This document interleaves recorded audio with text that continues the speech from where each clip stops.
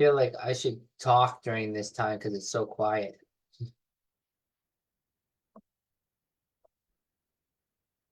Feel like I should talk during this time because it's so quiet.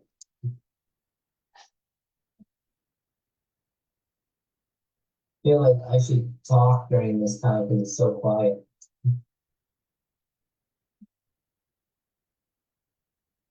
Feel like I should talk during this time because it's so quiet.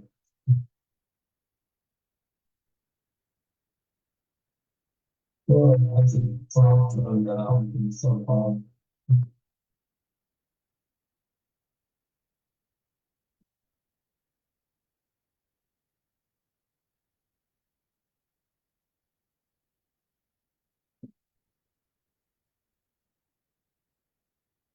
Oh. Hello, hello. Hello. Oh, there we go. Sorry, I I wasn't sure if I was muted or not. I'm just having something quick to eat, so I will be listening and I'll come join when I'm done. Nice. I am also in the midst of eating something because my day has been going fast. Ellen, nice to see you. Hi, guys. Nice to Good see to be here. Thanks. Lena, welcome. Thank you. Hi, everyone. Lena was introduced to me by Devin, whose birthday it is today, I think. Ooh. Yeah, so we may or may not see him. I don't know what he's doing for his birthday, so. Well, if he shows up, why don't we sing to him? Yes, we should sing to him. Oh, yeah. That's not a bad idea.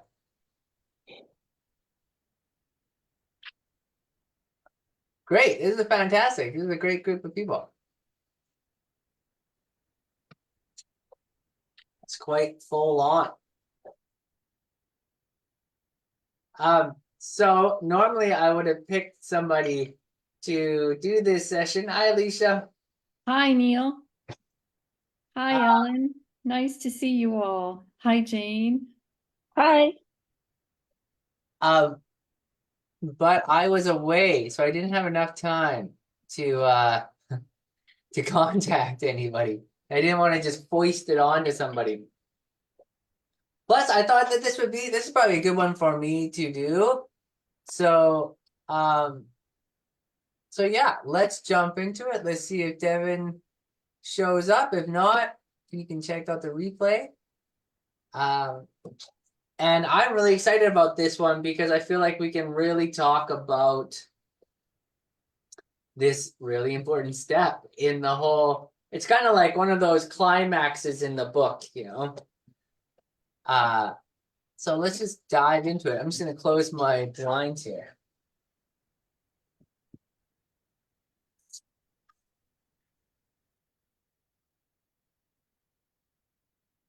So I guess maybe before we hit this chapter, is there anything that anyone wants to pick up on from last time? Anybody check out review the call or have some significant impact over the last week when we were talking about what were we talking about last week was communicating, right? Connection.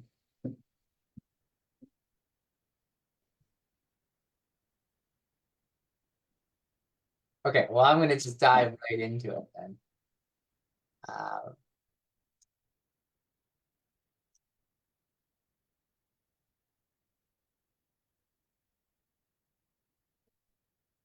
Come on. Okay, cool. Can everyone see this? Nice. Okay, so I love these pictures. They're so interesting. Especially kind of what's happening here in this picture because Rich Litvin obviously thinks that taking notes or writing down what occurs to you during the conversation has quite an impact on the magic that you can create. I don't know why my computer's decided to kill that. There you go. As you can kind of see, there's all this stuff coming out of the paper and you're kind of doing your coaching magic, and this person is stoked on the whole idea of what you're doing, what kind of magic you're creating. So there's some correlation there between kind of what you write down or what you take note of, whether it's a physical note or mental note, that helps to create that magic. I guess also in a way I'd say that that focus. So it's kind of brings things into a more professional conversation. And then I'm just going to talk about this a bit and then kind of create some dialogue. It's all about creating. So the conversation is not about, it's not like a one-sided conversation from the person that's your client, and it's not a one-sided conversation from your side. It's creating this powerful conversation. We've kind of touched on that in one of our previous calls, the one that Devin was running actually. And through this creation, you serve them so powerfully, they never forget your conversation for the rest of their life. And I think that this bleeds into all different forms of conversation, whether it's like with family or friends or business partners, or as a coach or as an artist. So I kind of want to just kick it off right here and talk about some of these words here. Like the first one would be, what do you think it means to create? What do you think Rich Litvin's kind of trying to point at here when he talks about creating?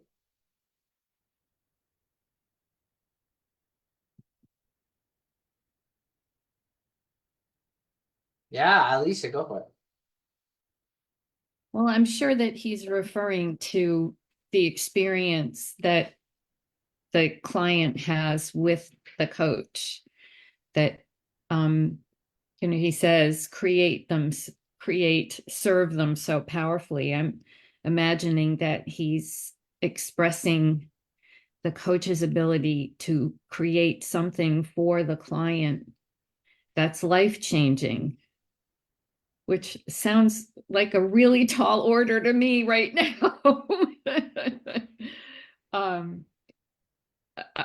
I mean, there are so many ways to create that we're all creatives in this group, musicians and people who are resourceful, but none of that really matters if the person sitting across from you who's come to you isn't receiving something that keeps them or makes them want to come back. So that's what I'm imagining he's referring to. Okay, I hear what you're saying. Yeah, from that, I would say from that perspective, it feels like quite a tall order. Yeah. But I also think picking up on, I was trying to remember, last week, and I've had a kind of busy morning so far, but I was remembering that was the session that Jane led. Is that correct, Jane? Or was that, but Week that before last. Last week was week Kate. before last. Okay, so I think I have to go back. I probably missed last week due to other busyness, but that connection, the idea of connection, I think was one of the threads that I recall. And I think I made a comment on it as well. So I suppose in some sense, we're also creating connection that's authentic and powerful. That and perhaps everything really flows from that.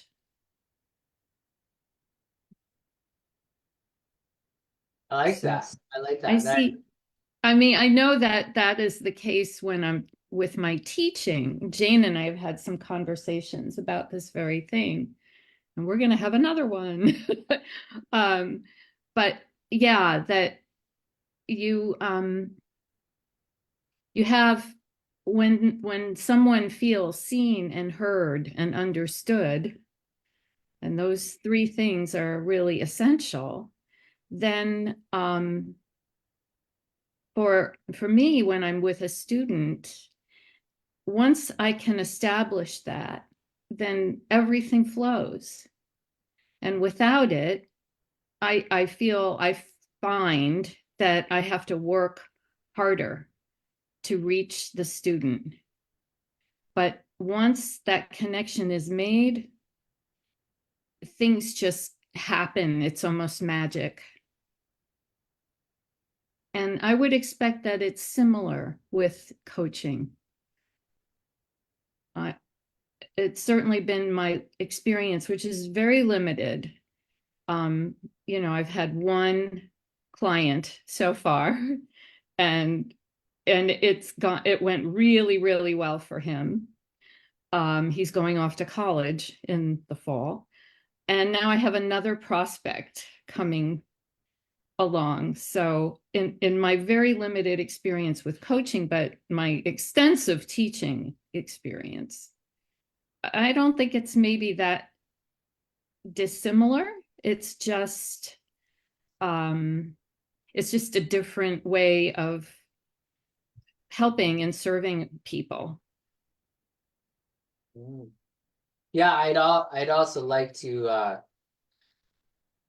keep in mind that as much as we're using the Prosperous Coach as a framework for how to be a prosperous person. So don't be afraid to bring your other experiences into this conversation, and also to point at where this kind of stuff is useful in other areas of your life where you might not feel like you have expertise. So like how you speak with your children, or how you speak with your husband, or how you speak with your the people you associate with, your acquaintances or your coworkers, or all these people, because what you're saying in that sense is true all over the place. When you create connection and people feel like they're listened to and understood, you start to form those bonds of trust, and then a much deeper purpose can be fulfilled.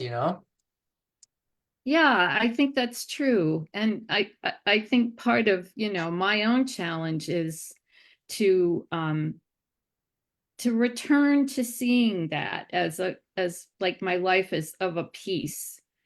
And yeah, I am a prosperous person, and not just a prosperous teacher or a prosperous coach. But what's challenging for me is that in a way, I've gotten in the habit of compartmentalizing so much, because it's kind of the way the culture that I'm surrounded by operates. Someone even had an observation, like, as far as gigging and things like that, that came up to me and said, "Oh, well, you're primarily a teacher." I was like, "No, I'm a cellist too." And yeah, so much of how we view ourselves in that way, it's sometimes hard to knock down the barriers that other people perceive. So I'm sort of trying to bust through the paradigms here a little bit. I'm sure that's a very relatable statement. Yeah. So, but that absolutely, yeah, you just did a real coaching service with me, Neil. Thank you. That's why I'm here. Jane, you have something to say about it too. Yeah, I was thinking of that word create, and it kind of brings me to something that I had in my head for quite a long time without really realizing it, which was I'm not creative. And I'd really stuck that word create on make a piece of art, make a piece of music, make this, make that. And, that brings something to existence, meaning of the word create. But there's the other side of the word create, which also, by the way, wasn't true. It was just that thing I had in my head.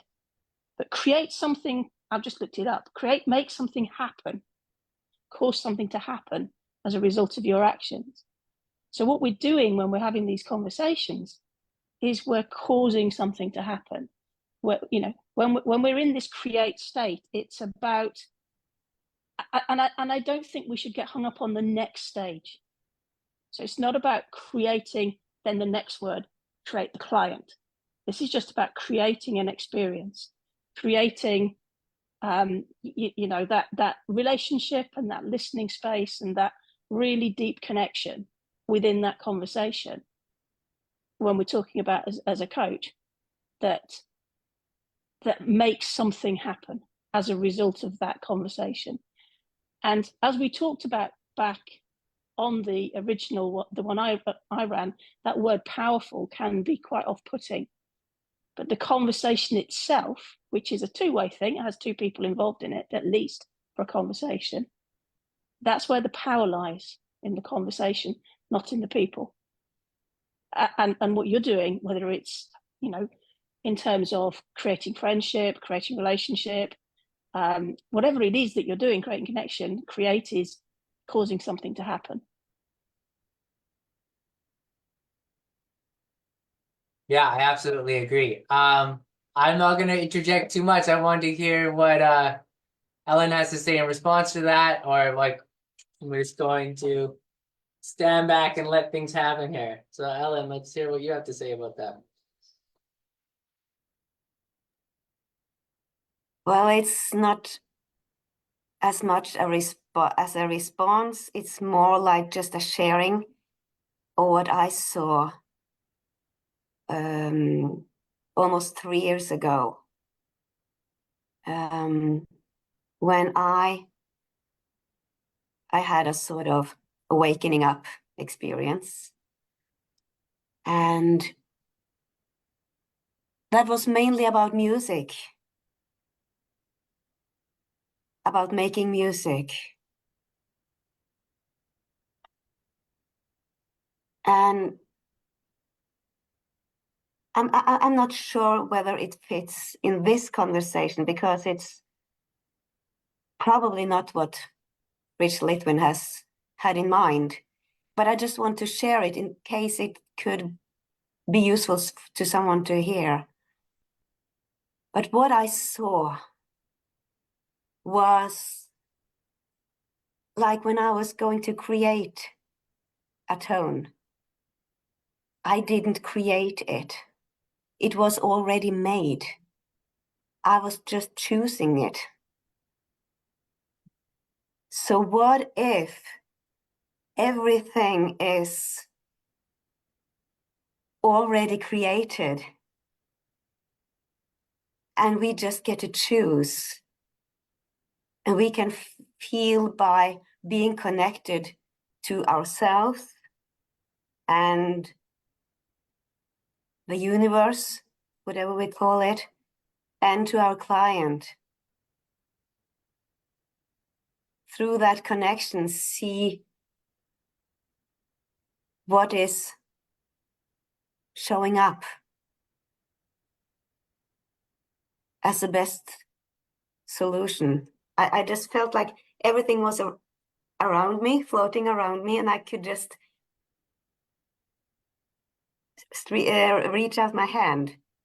Everything was for grabs. And that would make it easier on me. Like, maybe I don't need to build everything from scratch. Maybe there is already an answer there. And when I'm connected, I can find that answer and I can choose what I want. And by doing so, the connection between me and the client will create the magic. Or me and the audience. It's a synergy that creates the magic. I'm not creating magic. The magic is already there. I just need to find it and show it to others. That's what came to mind. I have no idea if it's what anyone here had in mind, but yeah. I think I think it's a very useful distinction. There's you know, when you're of an artistic mind naturally, I guess you'd say, like how Jane was saying that she felt like there's this sometimes it's the vision for herself that these are creative people, and then this is the non-creative world, and that the two are not don't intersect. But like you're saying, Jane, as you kind of realize that there's this impetus that all things are desiring to be created, and it's not just in the world of art. They are looking to be manifested, to be seen and realized, and then chosen, like Ellen is saying, and that there's a multitude of paths forward, and choosing the one that seems to be the most appropriate in the moment is kind of like how I kind of always have called it follow your nose, you know, and you're gonna find like you're gonna sniff out the best path forward, and like Ellen was saying that there's gonna be all these things along the way that you can kind of choose from. And what it makes me think about in that situation is that you kind of create the context to allow those things to happen by creating yourself. And then because you're there to experience, then all these things that also want to create themselves work together. They connect together. It's very abstract, you know what I mean? There's this intangible element to that, and there's a certain level of faith required to see it from that perspective. It's definitely not a materialistic perspective, you know, where like A plus B equals C. It's a very non-linear concept of reality, like a field of potential thing. But it's super useful, especially I think as a human being, because what Alicia was saying, there's so much compartmentalization in the world, and then through that there is a strong individuality that's kind of misrepresented individuality, rather than it being seen as like I create myself so I can choose amongst all these different options and co-create with others. It's I need to do everything on my own from scratch, and everything is such a burden, and I have to carry this stone to the top of the hill kind of thing. So those are really beautiful distinctions about how powerfully reality creates itself to participate with you in achieving your dreams, and helping your client achieve their dreams, or your friends, or your family, or your neighbors, or your co-conspirators. Lena. Yeah, what came up for me just listening to everyone is I think as a coach, the biggest thing that we can create is the actual container, like the space, so that the client can hear himself. It's not about us as a coach. We really step into the back, which is facilitating through questioning. So I think that is also the difference between a teacher. Like we just stimulate in the client the availability of information. We create the connection and a very safe space where they can hear themselves and are feeling safe enough to share that, to explore themselves, rather than to try and fit into a model or achieve something to have certain results, but just to really be aware of themselves. So yeah, that is what came up for me while listening. I hear you. So in that sense, just to because I liked how you were speaking about the client in that sense, and creating that container. So what are you in that process? What do you become? Or how do you see yourself in that situation? As just as a curiosity. I think I would say I'm becoming an open vessel for the other person to hear themselves, to feel themselves, and to just really be the mirror, to be very receptive and like non-judging, to become their blank canvas so they can see themselves. And for me, I mean, just personal, not in connection to the client, it will also help me to reflect on things. And I guess my work is then to not let that interfere in the session unless it's valuable to the session. Like if I have an insight for myself that connects with whatever is coming up for a client, that reflection might be very helpful. So I get to be present to myself as well and see what comes up and not give in to my maybe emotional attachments. But sometimes these shares, especially when they're very vulnerable, can make a huge difference and create a deeper level of connection. I'm interested what you mean by emotional connection. That's an like your emotional attachment. Do you want to unpack that? That sounds like an interesting kind of maybe is that a difficulty that you find, or is that kind of something that you're aware of? Well, sometimes I think it can trigger things that are in the past that I already worked through for myself, and then it's easier to share. Or it might trigger something that's very present to me that I haven't worked through, so I don't have the full clarity and might still be in my own story of the whole thing.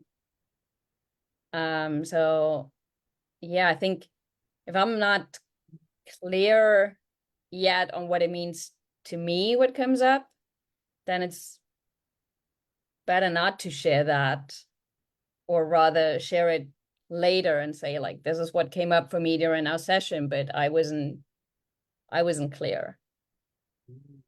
Because in that we're also well, we're guiding the session, and if we're not clear, then we're creating confusion in the space, I would say. Some distortion there, yeah, for sure. That's very valuable. Do you take notes of that if that comes up? Are you like, that's something I need to unpack for myself? I do.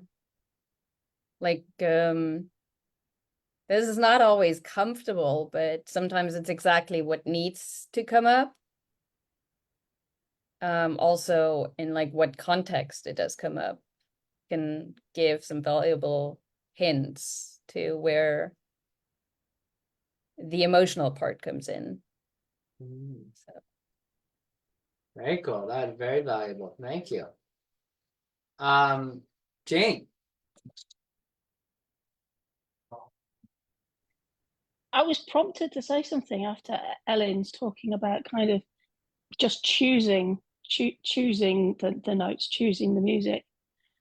Because something that I've been reflecting on a lot recently is that I noticed that when I'm coaching, it feels like I'm listening from within the person and that I'm not present. And that's beautiful. And I'm not thinking of the questions to ask. I'm choosing the question that comes in and going, oh, that's a really good question. I'm going to use that question. And I'm hearing it. I'm not thinking it, which is a really beautiful thing. And I also notice sometimes that I feel pushed out. And that's a really good clue. So I wait for, if I feel that, I can sometimes reflect that back with the client and say, I'm noticing here that I'm feeling a little bit of resistance. I wonder what's coming up for you in this. And I found that really powerful. So tuning in, not to my thoughts, but to how I'm feeling has been really interesting in that. But also picking up on what Lena said about creating the safe space. I think that's a really important thing. And I think that is where, you know, there's a skill in that. There's a real skill in providing a space that feels so safe. And I'm sure any of us who've coached have had those situations where somebody has said, "Oh my goodness, I've never said that to anybody before. I've thought it, but I've never put words to it." And it comes out in that conversation. You know, it may be something that they've been hanging on to for a long time, and that's beautiful, because that's a space that's created that's helped them feel safe.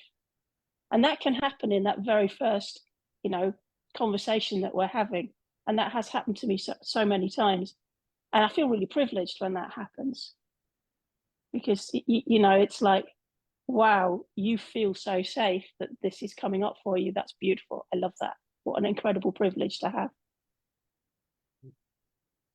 That's beautiful, Jane. That, you know, that kind of a combination of what you're saying there and what Lena is saying reminds me of, to kind of extrapolate that into the kind of a prosperous person situation and into where those things are difficult. I had a gig on the weekend where the sound engineers just didn't understand the music that I was trying to create, and how they were going to kind of present that music effectively. And I had to make a choice between creating a space that was not safe for them and speaking from a place that was like angry about the way that they were facilitating the situation, or speaking from like a place of love and experience about the situation. So just to kind of extrapolate this idea out into the prosperous person,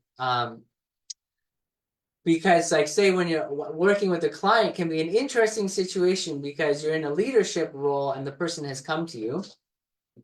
And so because of that, there can be maybe a context where it's easy to find yourself slipping into a selfless point of view.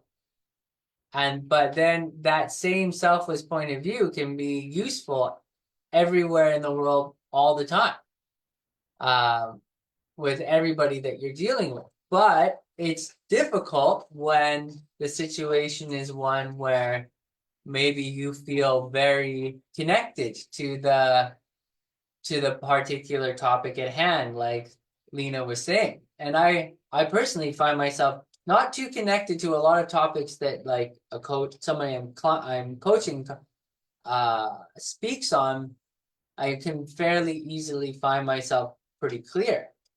But then to take that same energy and bring it into every situation so there's a level of consistency was just very interesting to point those things out, because I wonder, I'm going to go on to what everyone else has to say, but I wonder how often we choose to create safe spaces for other people just all the time in our lives.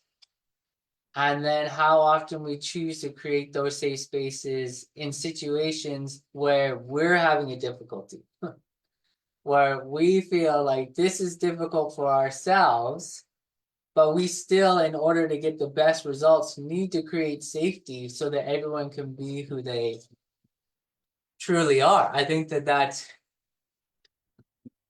sorry, just to go on a little bit longer here, that's where we're really creating very powerfully in that prosperous sense of life.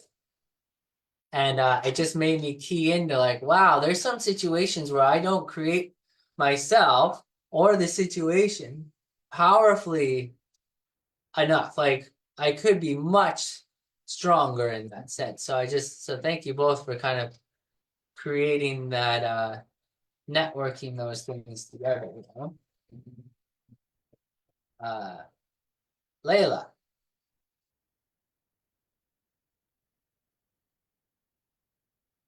Oh, you can. I think it's Tatiana first. Oh yeah, it is. Oh, that's weird. Yeah, Tatiana. Yeah, thanks, Layla. Thank you. I wasn't sure. I couldn't remember if I was first or next.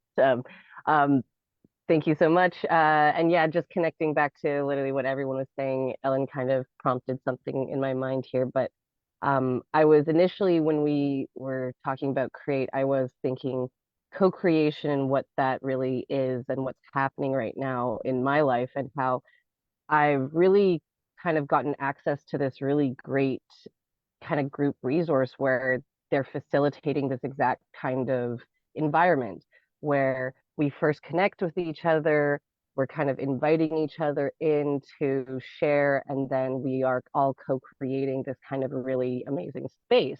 And I'm kind of just seeing this whole pattern kind of play out every day almost, that the true kind of like the connections that we make first open up those doors to be invited into these spaces of creation. Like it's just honestly like an automatic flow that happens when you actually are first making those connections, and it just seems to all kind of happen.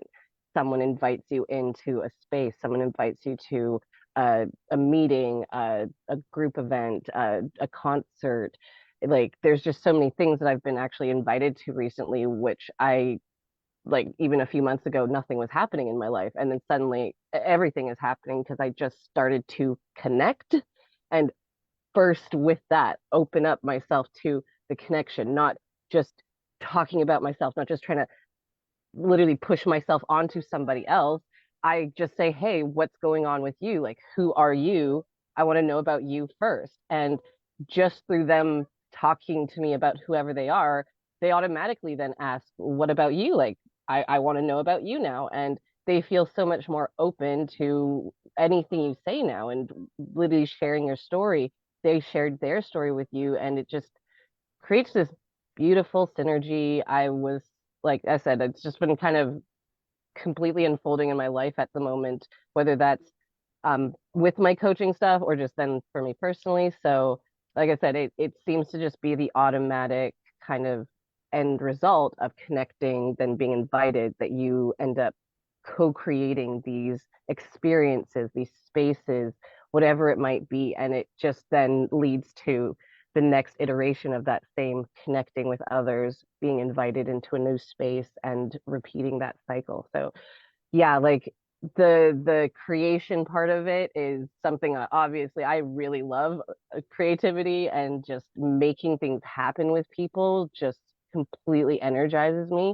Um, but I really had a struggle with the connection part at first. That was something I was really, really missing in a lot of my interactions. And I didn't really realize that until recently, that I had to start there, not start with creation. Creation is freaking amazing and I love it, but you have to start with the connection first because it really scares some people to just jump right in there and be like, let's make something crazy. And they're like, no, I don't know you. I'm not sure if I want to work with you. I'm not sure if I want to be creating with you, right?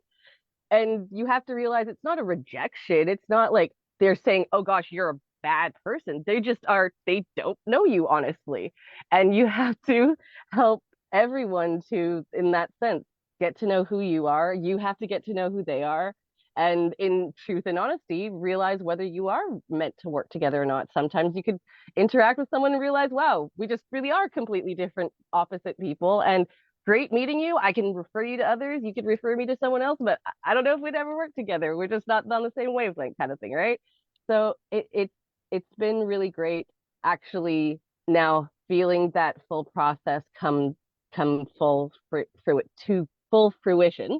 And yeah, just that beauty of seeing that full cycle and seeing how it actually plays out in real life in all of these aspects, not just business, not just personal, just everywhere, connecting with life, universe, being invited into all these places that you can explore for yourself, and then seeing what you create. And yeah.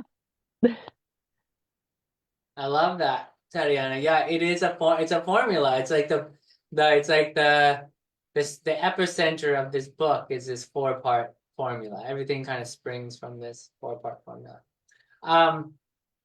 A little interesting turn of phrase just in what you're saying is I find it interesting that you're connecting with people and then getting invited into something else. So I'll be interested when you're saying I'm inviting people in to what I'm doing, and that's kind of the first thing, is because it's beautiful to be invited into other things, especially when you're curious about what's going on with other people and other situations, and like how you're going to fit into that situation. And then it's also an interesting thing to manifest curiosity in others about what you're doing, and then invite them into what you're doing. So there's kind of like a dual process, and it's useful going both ways. So I just would love to see when you're like, yeah, I've been inviting people into this thing. I've been connecting with them, and then they become interested in what I'm doing, and then I'm bringing them into it, and then I'm creating something very, very powerful with them. So I love what you're doing. I love what you're doing right now, though. Like, I love that you're keying into the formula and really seeing it as useful in all aspects of your life, because it really is true. I like my coach, and I think maybe who coaches some people in here too, Nick Bettini, is like, you don't just go to Starbucks and see some girl and who's ordering coffee, and you're just like, hey, do you want to get married?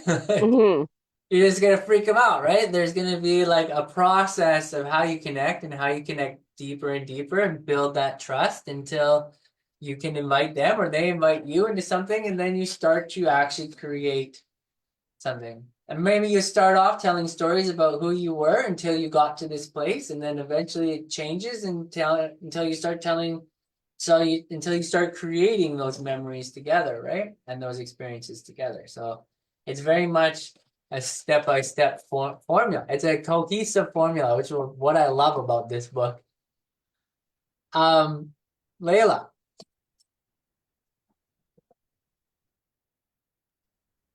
Hi. I'm just gonna undo these things. What is this thing? There we go. Hi. Create. Is it on that picture, Neil? Is it create? Is it creation? Is it creating? I will put it up so you can see. As I had two thoughts, but it depends. I love how we haven't even gotten into the chapter yet. We're like 45 minutes into the call. Okay, yeah, so create. I love, first of all, that it's like a command. A commanding, like that there's so much power. Create. It's not necessarily about like what is creation, because that's, we could, creation is a beautiful thing that nobody really knows what it is, but we all do it. But I love how it's create as a command, that it's this like demands you to stand in something and do it. Just do it. Just create. I love that, first of all. And second of all,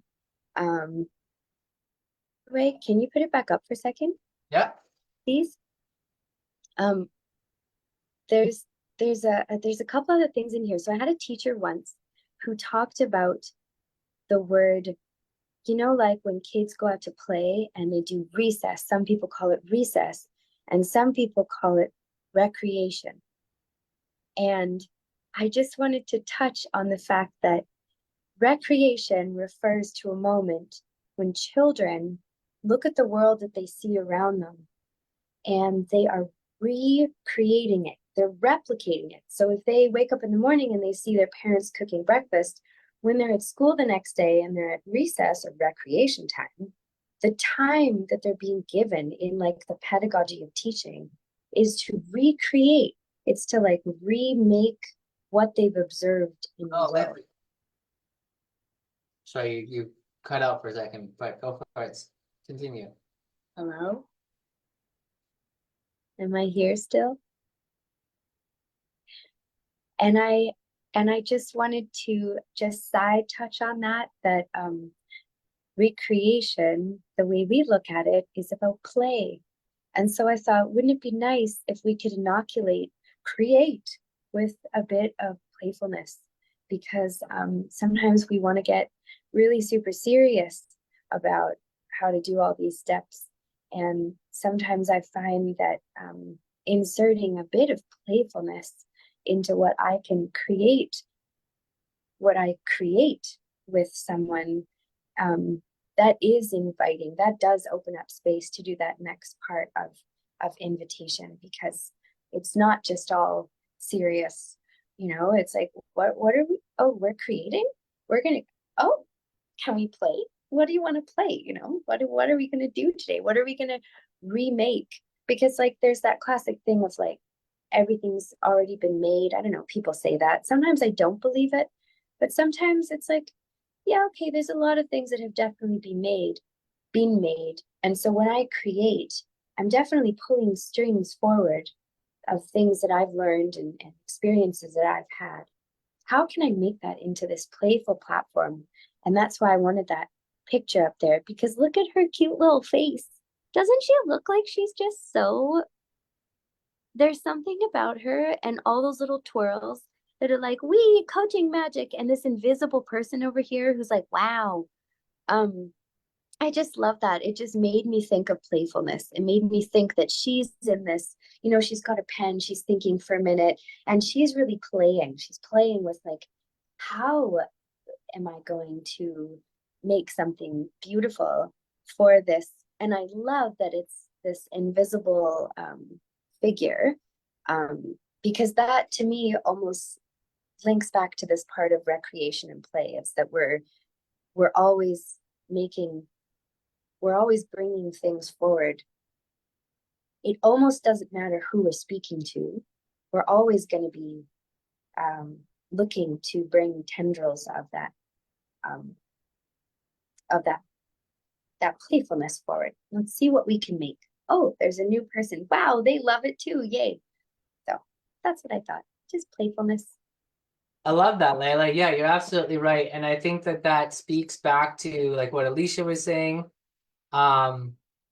Basically to everything that's been said so far in that sense. I think that's a really good kind of thread to remember, and a way to relieve some of, like you're saying, the seriousness that can crop up in all these situations, is that we get into this place of that individuality and compartmentalization and start looking at everything in this very serious, dour, everything is tough kind of outlook, or impatient or whatever, rather than seeing the fun in it. And I think you're absolutely right. She looks like she's having a great time. And is earnest too. She reminds me of when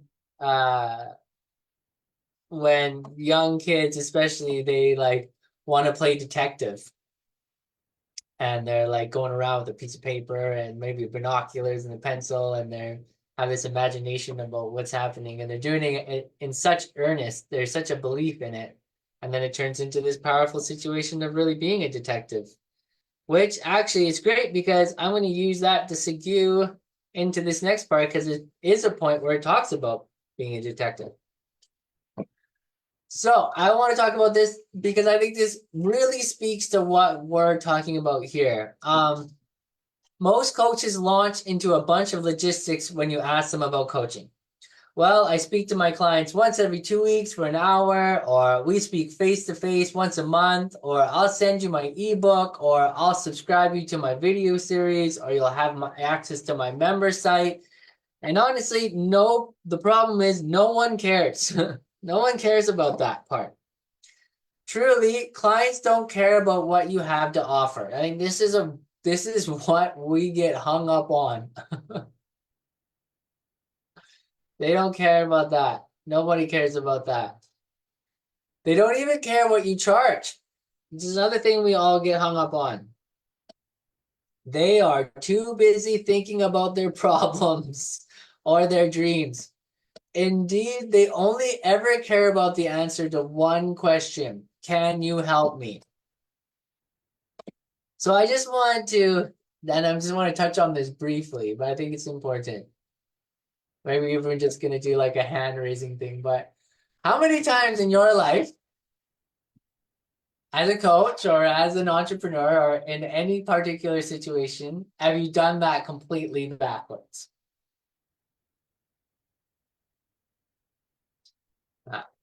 So we can all probably admit to ourselves that we want to say, oh, they care about how much it costs, or they care about the offer, or they care about, the strategy that we have, or the media marketing that we do, and all that kind of stuff, when in actuality, that is the wrong way around. It's putting the cart before the horse. But it's terrifying. And I think that that's probably the single biggest truth, is that and that's why I spoke in the email about personal value and how this whole chapter is about personal value. Because it's very easy to say the value is in my offer, or the value is in my media marketing, or the value is in this discount I'm going to give, or the ebook I have, or something like that. When the value is really not in any of those things, it's in creating that connection. So I'm just gonna blast a little bit further though through this, because this is such a killer part of the book. And this is also something I think that we get a little bit too hung up on too, is the truth is, and we've had these conversations actually in the coaching musicians, and it's important distinction to make, I think, as a coach or whatever, but the client doesn't care. The truth is they don't care if you're a coach, a consultant, or if you can sprinkle fairy dust on them. If you can help them get what they really, really, really, really want, then they will find a way to become your client.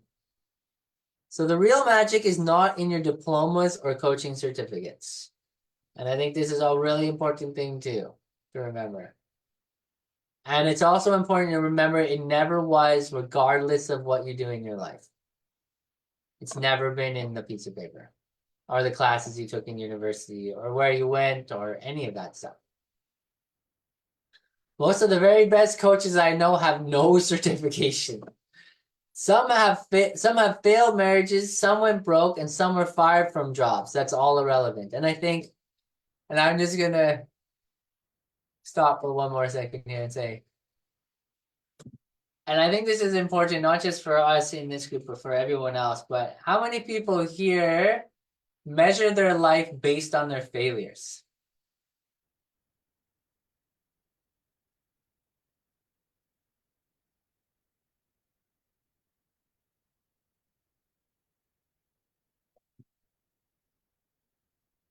Really important to remember, right? Is that we easily measure our lives based on our failures. It's part of the human condition. I swear, it's just it's what keeps us just going and further. So we can easily think, oh, because I failed like this, I can't do this or that. Because of X, I can't do Y. Ellen. Well, I'm a strange one. I actually think I'm use that in my advertising on myself as someone that I know the way. I have 2 failed marriages. I've overcome depression. I've overcome suicide thinking. I've overcome physical health challenges. And not am I still standing, but better than I ever been. And people get that when I speak to them, when I connect with them.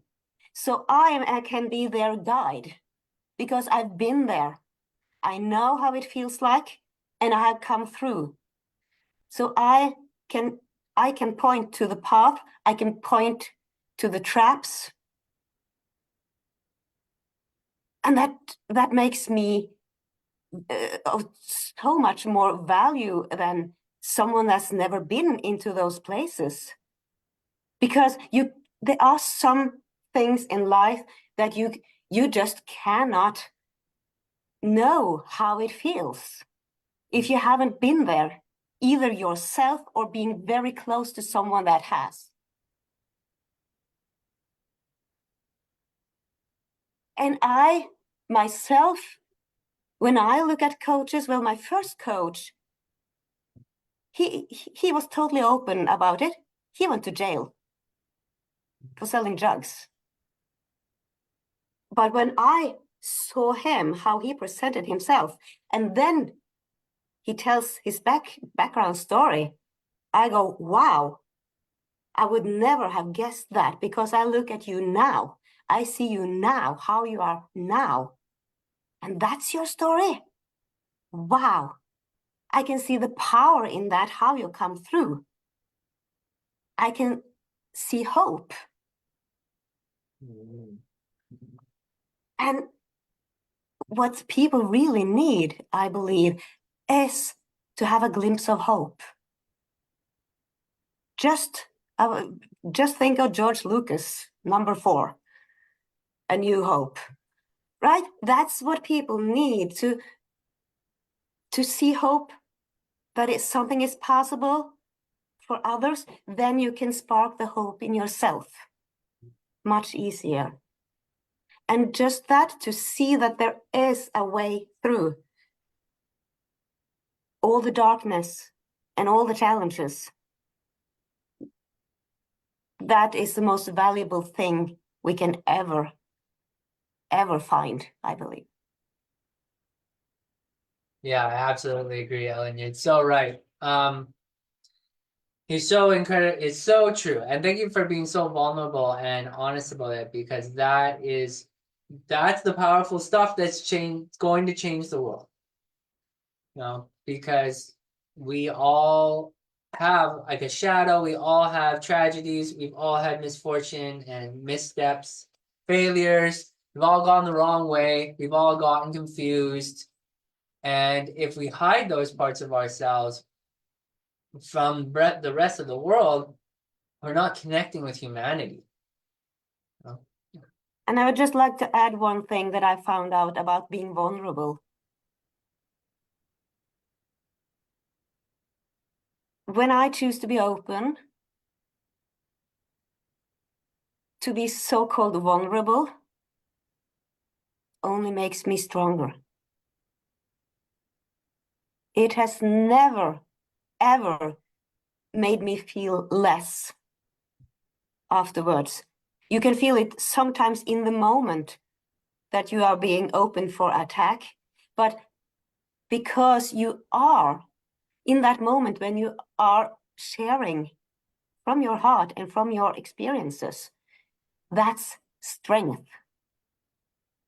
That's much more strength than withholding what you've been through, to pretend that everything is fine, even though that also requires strength to keep up the facade.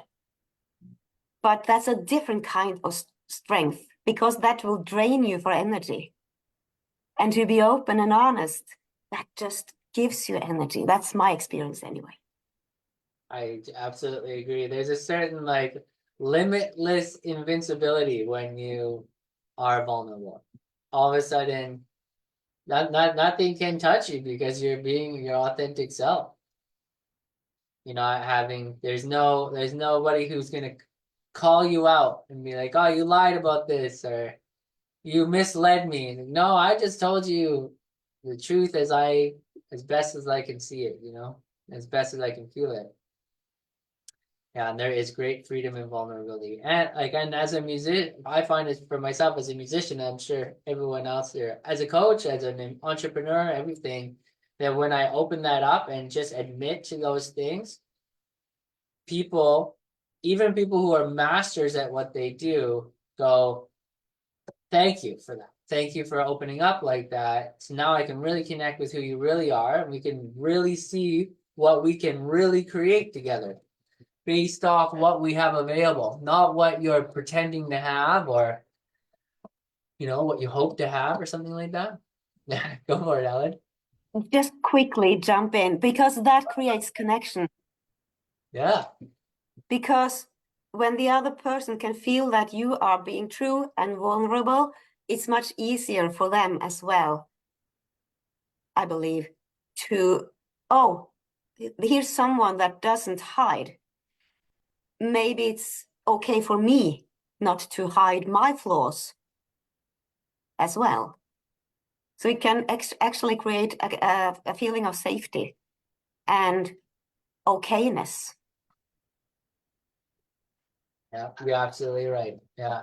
Very powerful. That's some powerful stuff right there. And so important. I hope that and that's why I underline these things in this chapter, because they're so easy to kind of forget, you know? And then to put all this marketing or strategy or words, all this kind of stuff in front of it. And just kind of like what Ellen is saying, is if you're just really honest, it changes the demographic you're dealing with. And that can be the scariest thing at first, because the demographic kind of gets smaller at first, because it's just now only the people who are willing to be vulnerable and open. But slowly more people become vulnerable and open as you take the lead. Jane.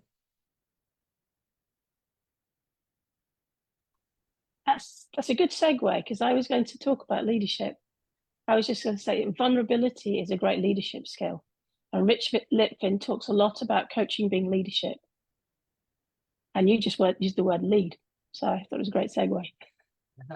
Yes, yeah, you're absolutely right. And that is, to me, what you used to say, coaching is, they used to call coaching leadership, right? Leadership, absolutely. And I was once told I was too vulnerable to be, I couldn't be that vulnerable as a head teacher. And I said, I need to be vulnerable to be a head teacher. It's the way I do my job the best. And I stood by my guns. So absolutely. I love what you said, Ellen. Thank you so much. Yeah, thank you, Ellen. That was very deep and very personal and very direct, and so integral to what we're doing here.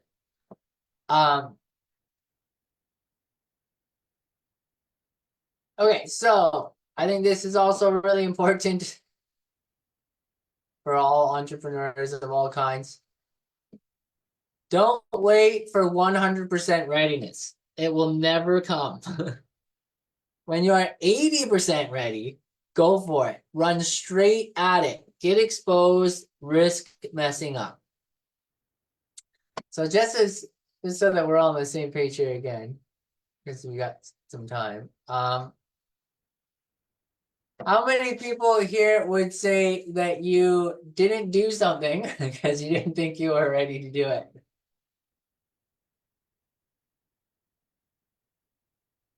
Okay. Okay. Some people are better at that than others, right? Fighting through perfectionism is something that I've had to deal with in the past, for sure. And thinking things needed to be really refined before I could put it out into the world, and then realizing it was actually too refined. That it's better if things are a little bit rough around the edges, because people can connect with it better, If it's too perfect, then a lot of the time people are like, well, it's too good for me, or something like that, which is a crazy thing that you would not expect, is that people they want some cracks in it, because that's how they can get in and be part of it. Makes them feel like you're actually human. Okay, so this. So this is also really, really good. The real magic is not in your self-belief or whether or not you think you can deliver a certain amount of value. The real magic is in whether you are willing to help your clients dive deeper than they have ever gone into the question, what do you really, really, really, really want? And I think that's hard, because it's easy maybe to help clients with the surface stuff, the stuff that's like the low-hanging fruit. You can see into what maybe their issues are, their problems, how you can fix them, or how you could fix them or something like that. It's another thing to push deep enough into them that they reveal their true desires. when everything has been pushed aside, what do you really, really, really want? And that can take some work. It's also, and not just to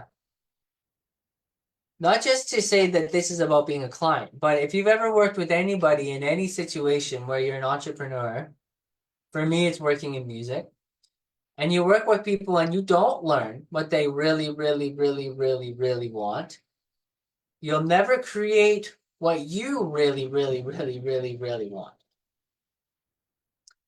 So it's important to know what is in the deepest parts of the people you work with when you create with them, because you can only create to the level of your ability to see them. So for me, if I'm playing in a band with someone and what they really want to be doing is running a farm, but they like music, I'm only ever going to get so far with them because there's going to be some point in time where the music thing now is going to get in the way of their real dream of, being a farmer. So having a good idea of who the people are you're working with and what they really, really, really, really, really want will make your business a success. So that includes like your closest partners, like your lovers, your friends, your business associates, your neighbors. Like if you know what you really, really, really, really, really want for your neighborhood to live in, and then you live beside someone who doesn't want a similar thing to you, it's going to be hard to create that thing. So figuring out how to create a situation where you learn what someone really, really, really, really wants will make you a prosperous person in a lot of situations. And that can be difficult to do, to uncover. So, and then he says this, which I love. Show up, be present, be bold. This is so important no matter what part of your life you're in. Coach them powerfully. Be relentless. This is also so important in every part of your life. Do you really know the people you're around? Are you willing to actually get to know them?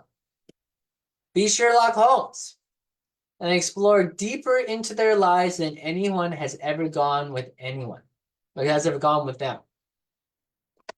I think this is so important because we live in a world where it's not okay to ask questions that really mean something.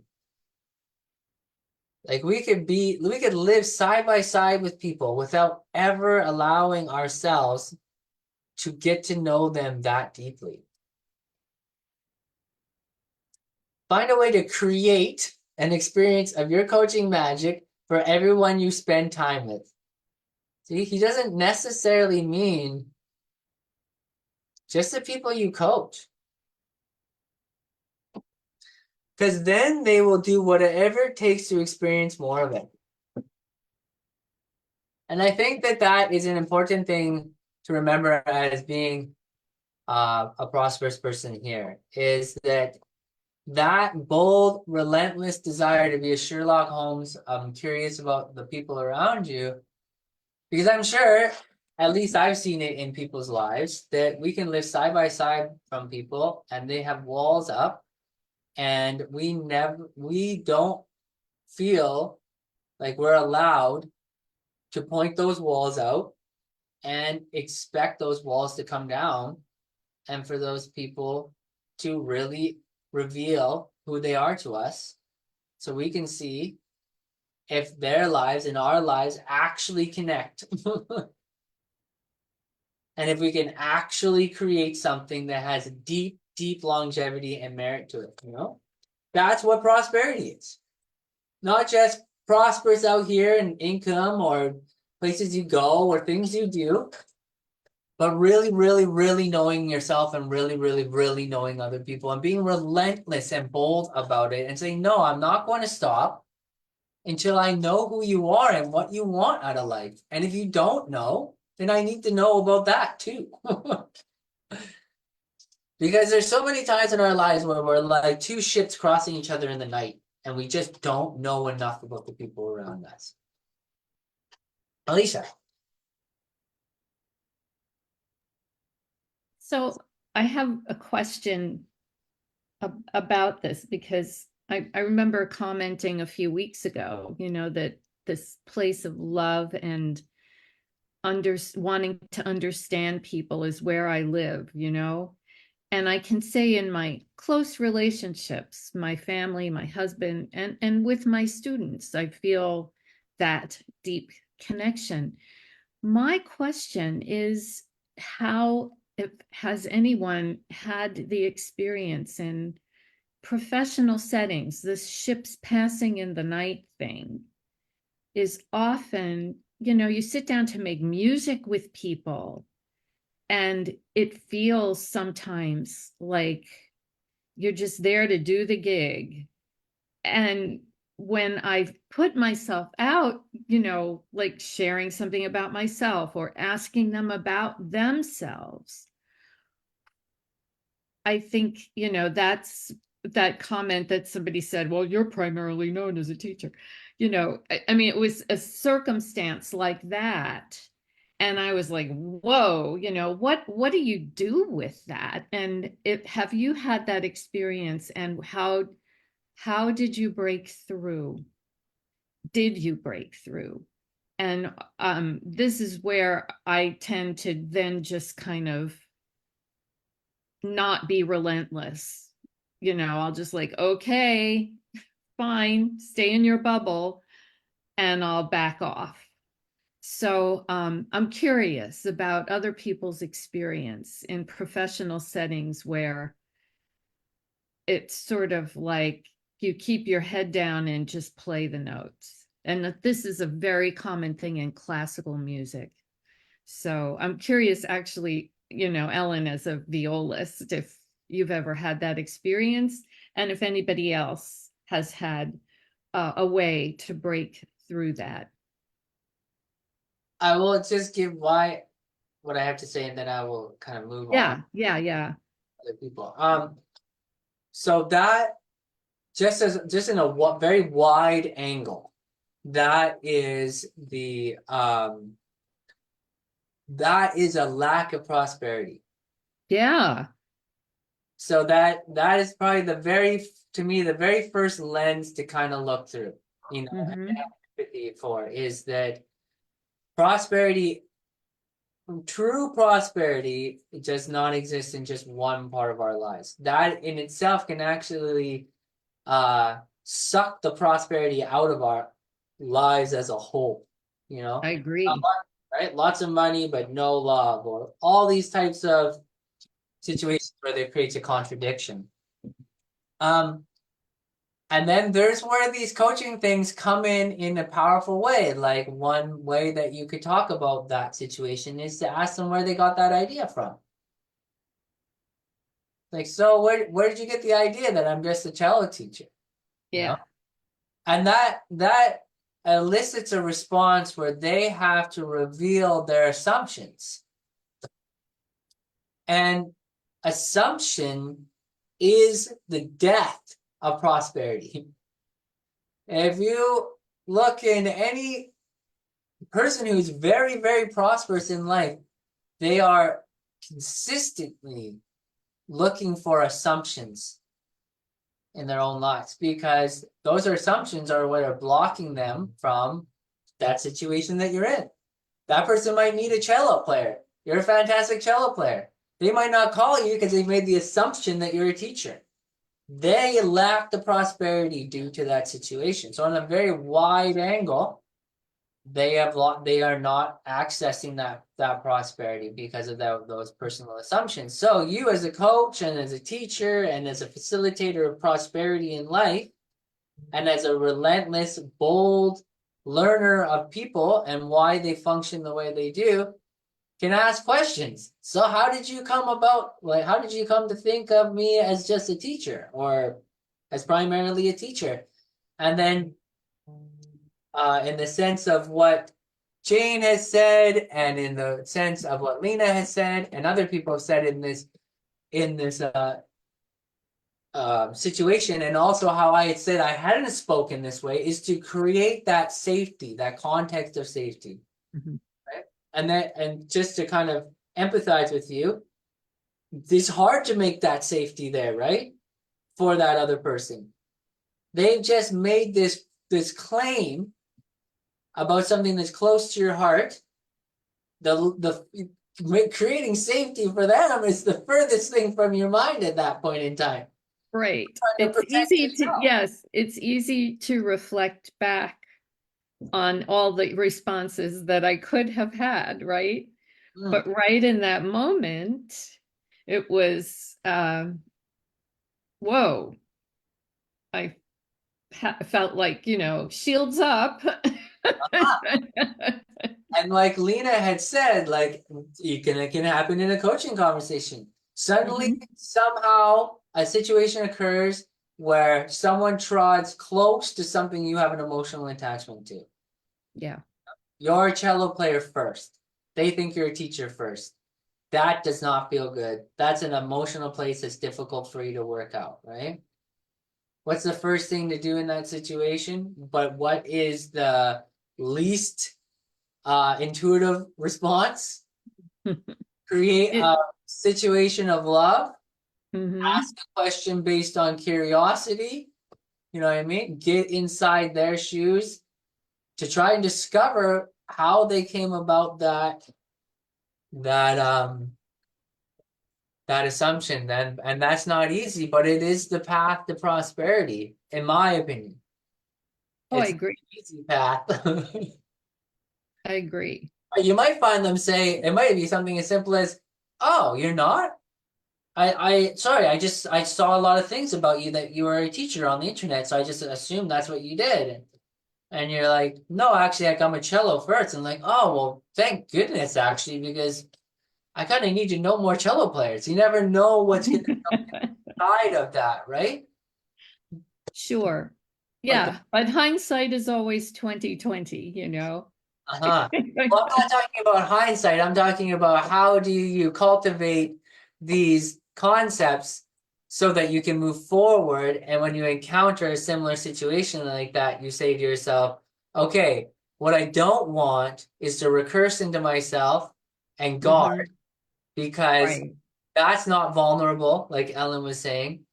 That's me hiding my true self. That's me feeling attacked, right?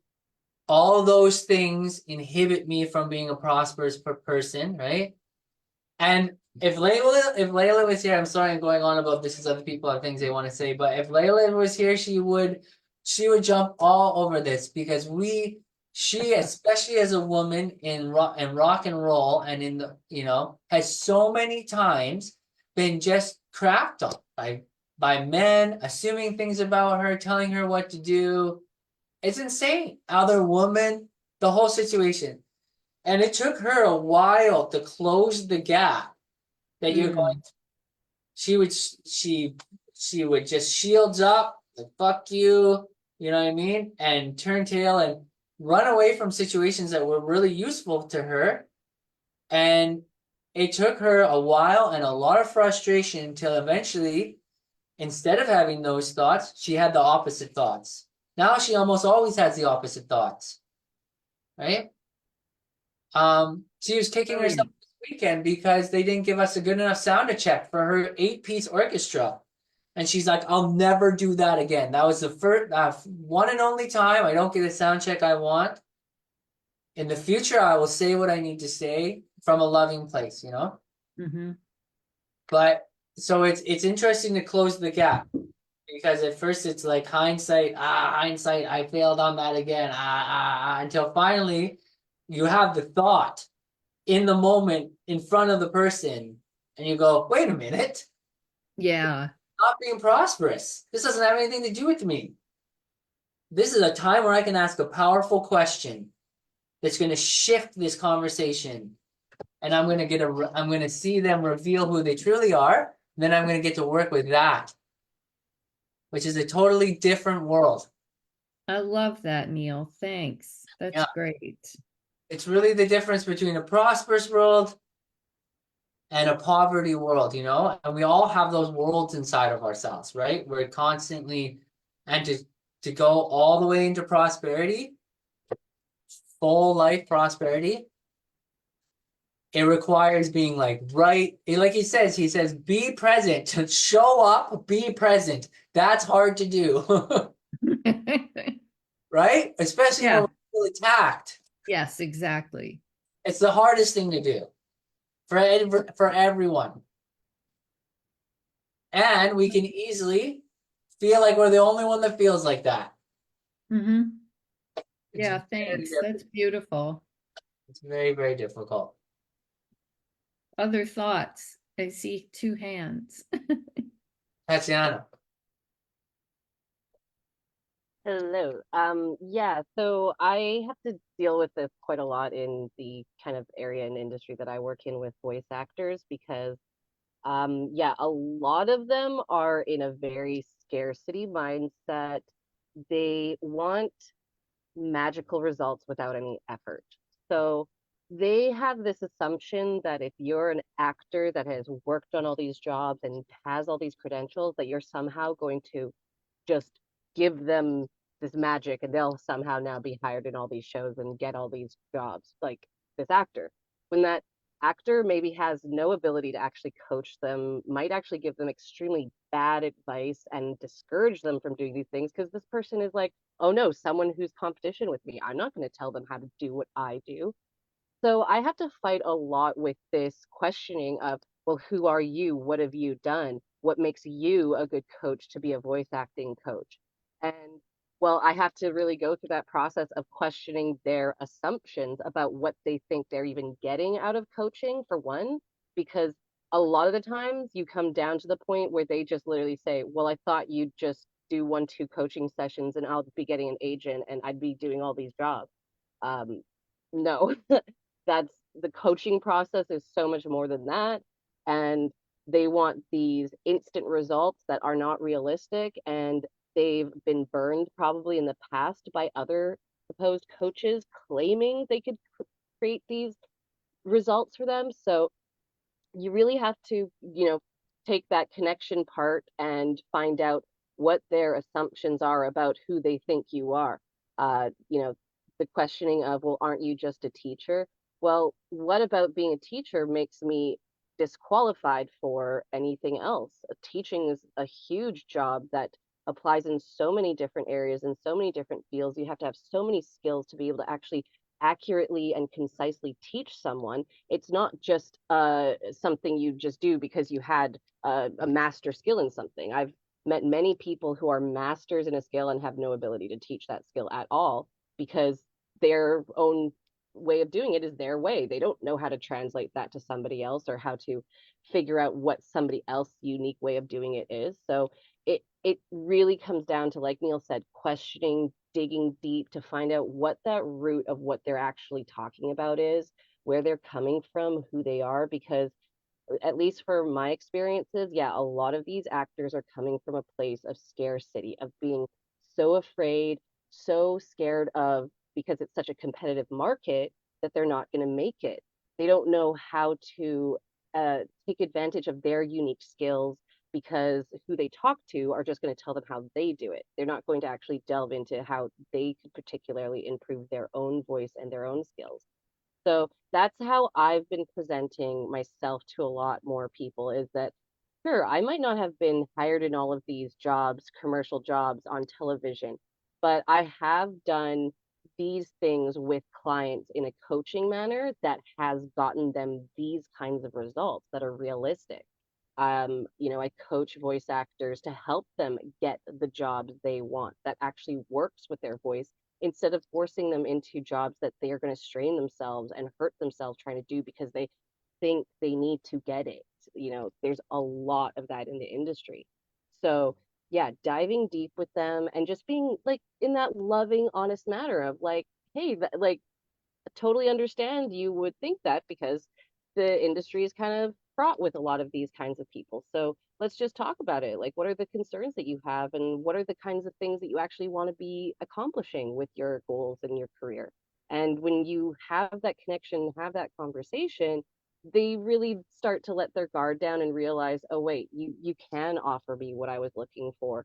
And maybe realizing what they were looking for was a little bit unrealistic and that they have a more realistic goal now. They have a more realistic perspective of what they're trying to achieve. So when you give them that, it actually really helps them to feel a connection with you and trust you. And then, that whole whatever questioning that they had almost disappears. And suddenly they forgot that you weren't this credentialed person that they were like, why aren't you these things? Why aren't you that? And they just go with it because you've already offered them and shown them your value through just your communication and your connection with them. All right. Thank you so much. Yes.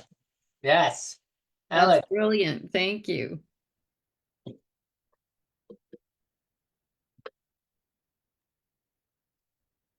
There's a lot of good suggestions here for what you can do.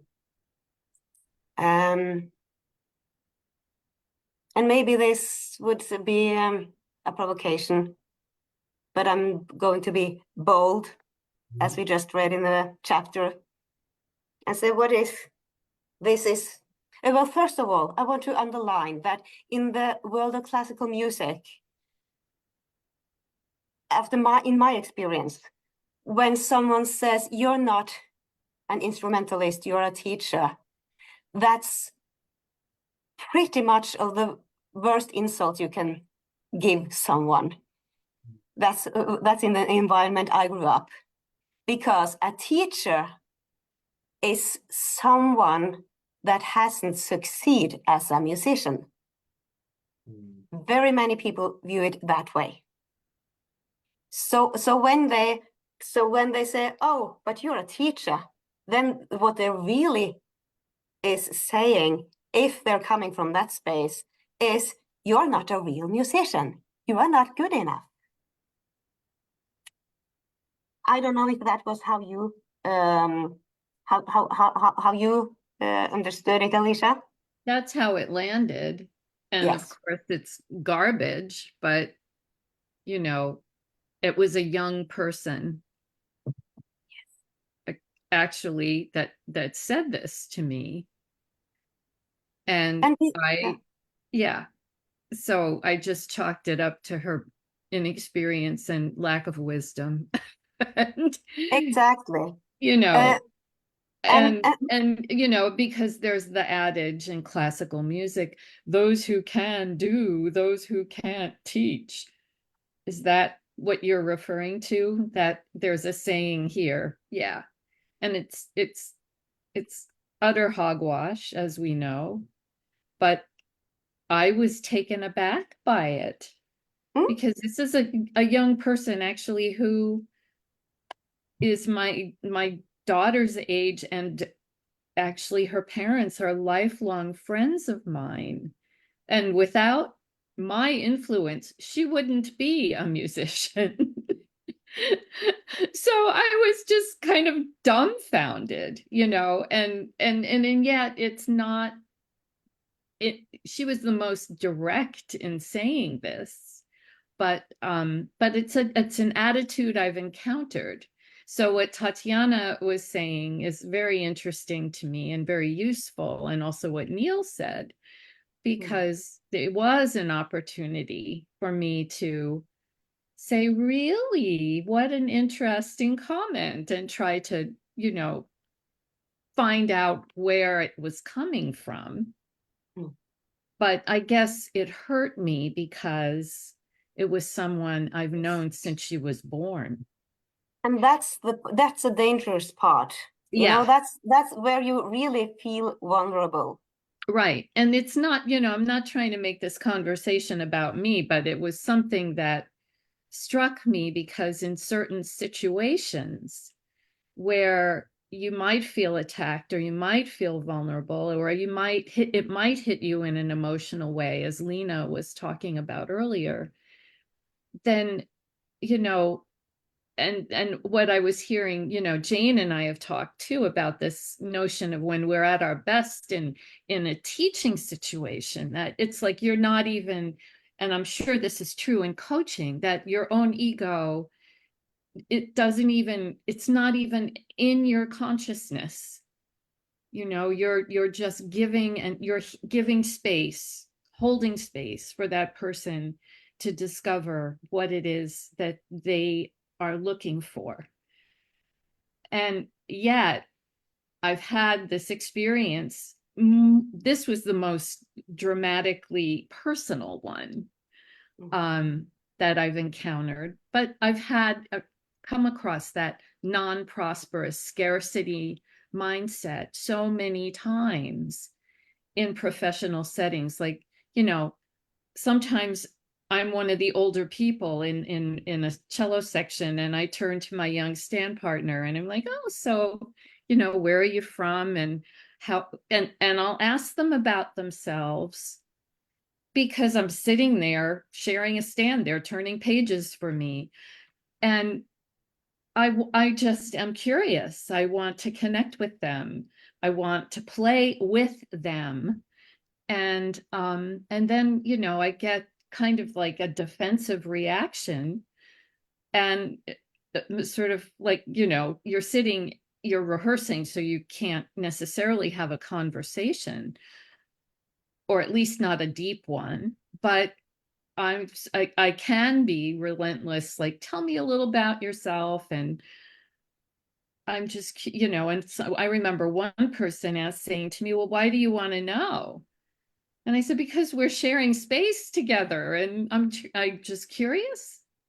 I'd like to, you know, I always want to get to know people. Don't you want to get to know people? And so it's a very sort of common reaction. And it can be disheartening. It's not like I'm trying to turn them into students or clients, or I'm just wanting to connect. Would you like to And hear what helps for me? yeah, what helps you? I'm curious. Well, for me, what has made all the difference in the world is that I have realized how people are experiencing the world. Yeah. And I know that the one thing that's behind everything is what we are thinking. Mm-hmm. So what we are thinking creates our feelings, and our feelings is affecting our behavior. So all behavior is coming from people's state of mind or their feelings, Mm-hmm. which again comes from their thinking. And because I know that I have a lot of strange thinking, I know that everyone have a lot of strange thinking. Sometimes I can think of myself as Superman or Superwoman or super non-binary. I don't know, and sometimes I feel like I'm crap. Neither is true. It's not true just because I'm thinking it. But in the moment, it can feel like it's true, and I can behave from that feeling.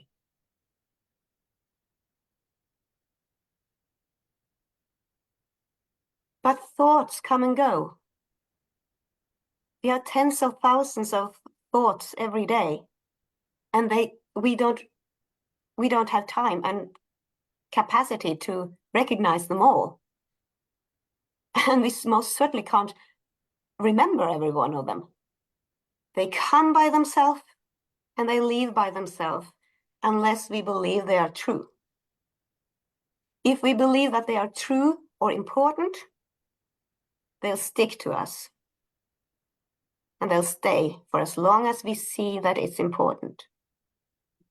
And if we believe that it's important to take what other people say about us seriously, when actually what they are saying is just something that comes from their thinking. And the thinking, whatever they're thinking, whatever reason there is behind that, we know that doesn't have to be true. So I experienced my worst nightmare in this Social Security office some years ago, when I just had started to learn about this. And I was accused of not being a good enough mother, so my daughter should not be staying with me. Mhm. That has been my greatest fear since I got pregnant. And then suddenly, her father accused me of that. And I felt this flash of fear. Then it dissipated. And I was clear in my head. I knew what to say. I was calm.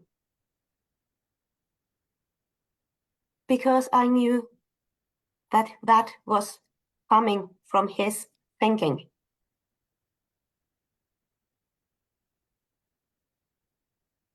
And anyone's thinking doesn't have to be the truth just because they believe it to be true in that exact moment. And just by knowing that, I don't need to know what kind of thought is behind that. I don't need to, because it's just a thought. And I don't very often quote from the Bible. And I have no idea if this is correct translation. But it's something about Father, forgive them, because they don't know what what they're doing. And that is the best thing for me to remember. Because when I remember, it's like taking off the mask of a horrid monster and see that there's just a scared person behind it. It's a human being. And human being, that's the way we work. And when we feel scared, then we sometimes say things that can be offensive to others, because we don't want them to see how small we feel for ourselves, because we are afraid of being vulnerable.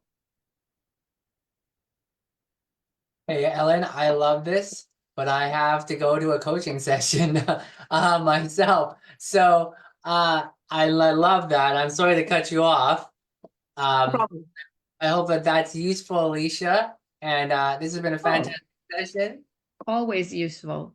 I mean, these are not things that I'm not familiar with, but it's very good to hear other people's perspective, and I appreciate that very much. Thank you. Yeah, it takes a whole community. Okay, I will see you guys next week. Great conversation. Thanks, everyone.